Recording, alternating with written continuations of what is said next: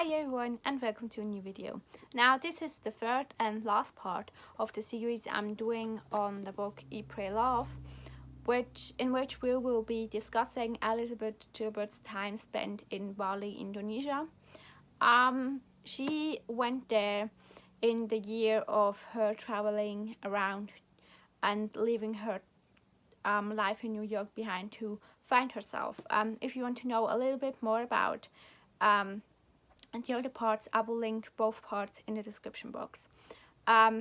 This time we will be looking at the annotations and my thoughts surrounding her time spent in Bali to find her inner balance. She visited Bali because she met a medicine man a while ago, and he sort of gave her the prophecy of returning and learning from him, sort of finding her balance through that. So we are now in Bali, Indonesia. And I was already annoyed, as I mentioned at the end of part 2.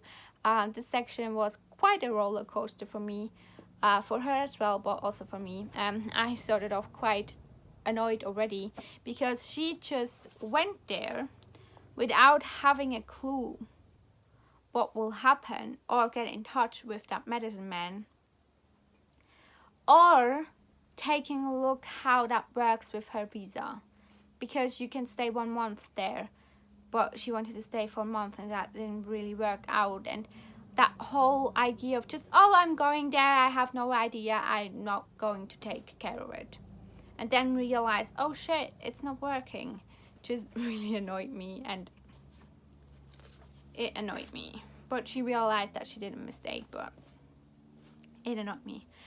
Something that I mentioned I'm doing is always putting a title over a paragraph where there is like sort of information mentioned there, and she goes on about how it works with different names, because there are basically just 4 names which sort of describe the position you, or like the date you were born, like if you're the firstborn, the secondborn, etc. And I really find it interesting how this is working in different places with like the names and stuff. Then I first thought that the medicine man died, but then I realized I was very confused and was like, oh no, he died. Then it got to a place, oh yes, I know where he lives, and I was like, wait a moment, I thought he died. And then I went back and read and saw that it was just the fear of her she was expressing, and I got a little bit confused there. And she always said, oh, maybe I should have planned things better, and I was like, yes, you should have, you definitely should have.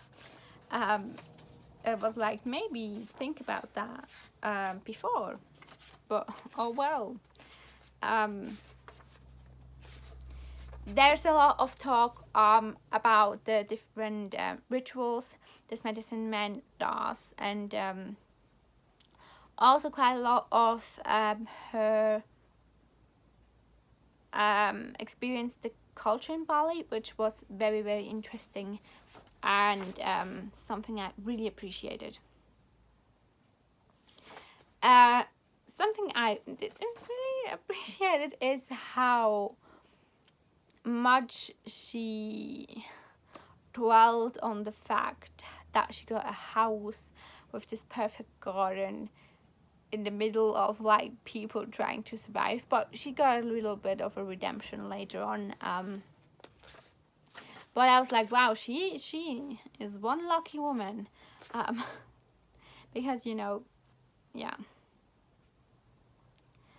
And then it got highly problematical again, and I was so annoyed because, as I mentioned, she had the thing with her visa and stuff being just 1 month, and then she talks about how but a little bit about Indonesia's and Bali's history, and how it's still like very corrupted there. And she then went on and says, yeah, I realized how corrupted it was when I slipped a little bit money onto the counter where I was talking to this man about my visa, and so I just slipped a little bit of money there, so he was prolonging my visa and was like, so you just mentioned that there is still corruption and you are feeding the corruption. It's because you were lazy to look into it before. I was like, woman, what? So I was annoyed. So I just said, like, I appreciate that she's looking at the historical aspect, but the way she was dealing with it was quite naive, and I didn't really appreciate that. So yeah, I got a little bit annoyed then, and was a bit naive, you know. But like, one thing that I always pointed out, because I have a bookish Twitter where I like basically have a live ticker with me giving you information about my reading experience. And one thing I always pointed out about the Indonesia section was the personal warmth and like the human warmth expressed in this section was just so beautiful, and it moved me so much, and how nice those people were there, and how she was like so happy, and how she was so also very kind to those people there, and it was just so lovely, and it warmed my heart, and it was nice because I needed that at times here with this book. And then there was this story about this young man she met, and his story about meeting this American woman and living like this glamorous artistic life. And I was actually writing, how is this too good to be true? And then 9/11 happened, and I was like, that's how it is good to be true. And he had to go in prison because he was like blamed for terrorism just because he's from Indonesia. That is like the mindset that was very prominent for a lot of people after 9/11, and was just like, it was a mess, and it was really, really moving to experience that. And it was just like those personal stories, and how tragic human life can be, and how it can like change from one moment to another, and it's just like makes you appreciate what you have a lot more. There's also an episode where she talks about nightmares, and I found that really interesting because it got me reflecting on the aspects of, or like how we have nightmares, and how often people have, or myself, I don't have them anymore, but as a young teenager I always had like 3 or 4 reoccurring nightmares, and they happened again and again. And it's really interesting to see that, because with like dreams in general, not that are nightmares, we don't really have a lot of them that reoccur. We always have that with nightmares, and I find that really interesting, how it is also like somewhat of a reflection of our fears. Very interesting.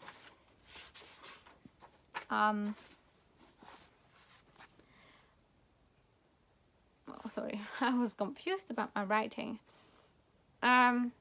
She then of course talks about stability, like inner stability, and being content with your life, and how with being self-confident and self-content with the life you are leading, and the happiness you bring out is the happiness you get. And I really appreciated that, and really agree with that sentiment. Then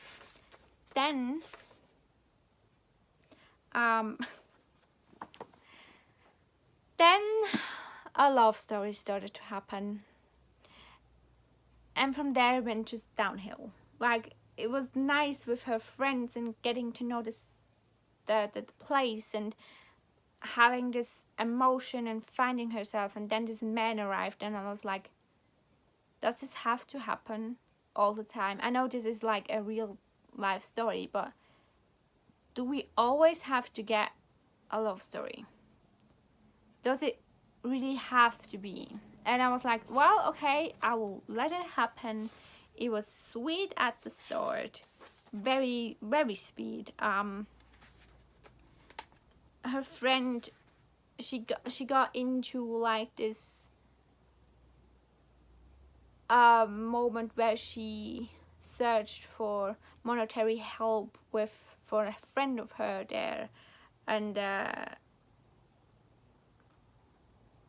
she had like this fundraising for her friend for buying a house there, and it was very sweet and all was great, and my heart was warmed and it was sweet. I drew hearts all over and it was very nice, and I forgot about the relationship. And then they talked and I was lulled into their relationship, and I was like, oh, it's all so sweet. And then it stopped being sweet. She then talked about how they, started a thing, and she wanted to take it slow, and I was like, yes, Liz, take it slow, stay strong, I'm proud of you. Like, she sent him away when he asked her to come with him, and I was so proud of her. And the next day she jumps into his bed, and I was like, I'm disappointed. I actually wrote down, I'm disappointed in you, Liz, because like and then it just went downhill. Like, then they went all lovey-dovey, and I was like, I hope you can see it. I was drawing a barfing emoji, and I was like constantly, I am throwing up. This is shit. Like, clearly I wrote down, and again, barfing emoji. And I was like, I'm going to skip this part. Like, it's just no, like. And then she talked about that she stopped visiting the medicine man because she was so in love with this person, and it was also sweet, and was like, oh my god, that really is something that really bothered me, and was like, adios amigos, because I was like, no, why does this have to happen? Like, how did she get from being, oh, I don't really know, to all of a sudden lovey-dovey? So I skipped the lovey-dovey pages, actually, the one I didn't draw barf emojis, and I was not throwing up. Also, the friend is also like sort of a medicine woman, and she refers to the male penis as a banana, and it's just hilarious. And she was selling dildos and stuff, and talking about how she has to deal with people who clearly have issues with their sex life, and it was just hilarious how she talked about it.